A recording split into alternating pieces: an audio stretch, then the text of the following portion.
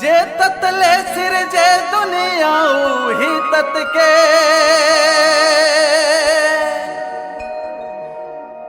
बात ला बतावे गुरु सत सत के जे सत हा कर कर माहे घट घट है चमत्कार होते जब मिलते तत तत से।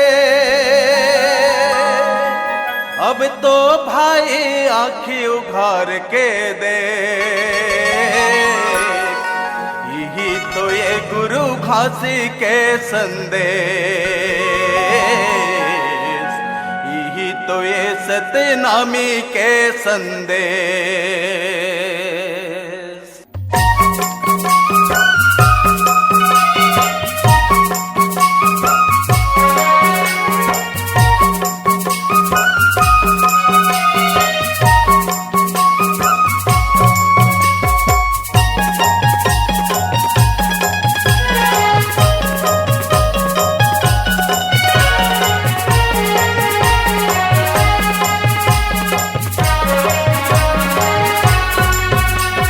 पत्ता मगा पत्ता पत्ता मा पत्ता पत्ता महा पत्ता पत्ता मा पत्ता पत्ता मगा पत्ता पत्ता मा पत्ता पत्ता महा पत्ता पत्ता मा पत्ता पत्ता मा लिखे तोरे नाम पत्ता पत्ता मगा पत्ता पत्ता मा लिखे तोरे नाम पत्ता पत्ता मगा पत्ता पत्ता मगा पत्ता पत्ता मा पत्ता पत्ता महा पत्ता पत्ता मा पत्ता पत्ता मगा पत्ता पत्ता मा पत्ता पत्ता महा पत्ता पत्ता मा पत्ता पत्ता मा लिखे तोरे नाम पत्ता पत्ता मगा पत्ता पत्ता मा लिखे तोरे नाम पत्ता पत्ता मगा।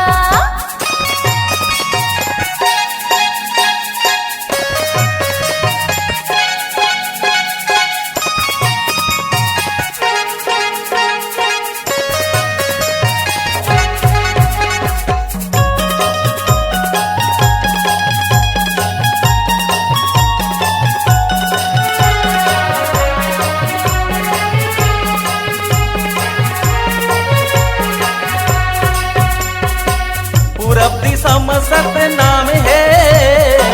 पश्चिम दिशा में सत्य नाम है।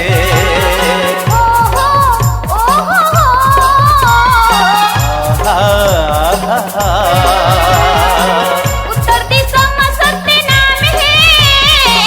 दक्षिण दिशा में सत्य नाम है। हो आहा आहा पूरब दिशा में सत्य नाम है, पश्चिम दिशा में सत्य नाम है। उत्तर दिशा में सत्य नाम है, दक्षिण दिशा में सत्य नाम है। रता रता मगा रता रता मा रता रता महा रता रता मा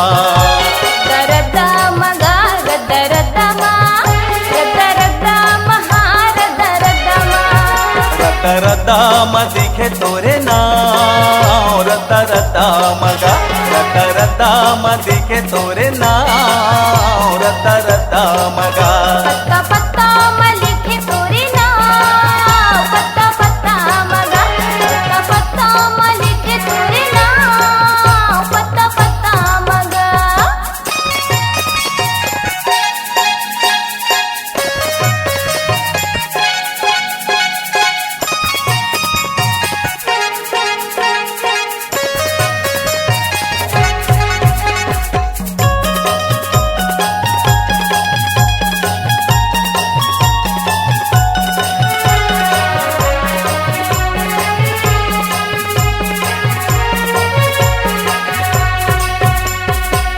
सत्य में धरती आकाश है, सत्य में सिर दे प्रकाश है। हो आहा आहा सत्य में दिन और रात है, सत्य में सिर जय प्रकाश है। ओ हो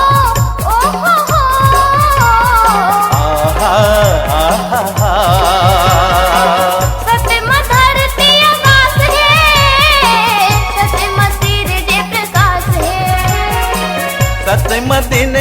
रात है सतमतीर जे प्रकाश है चोला चोला मगा काया काया मा चोला चोला महा काया काया मा चोला चोला मगा काया काया मा चोला चोला महा काया काया मा चोला चोला मरते तोरे ना चोला चोला मगा चोला चोला मरते तोरे ना चोला चोला मगा पत्ता पत्ता म लिखे तोरे नाम पत्ता पत्ता मगा पत्ता पत्ता म लिखे तोरे ना पत्ता पत्ता मगा रद्दा म दिखे तोरे नाम रद्दा रद्दा मगा चोला चोला मरते तोरे ना चोला चोला मगा पत्ता पत्ता मगा रद्दा रद्दा मगा चोला चोला मगा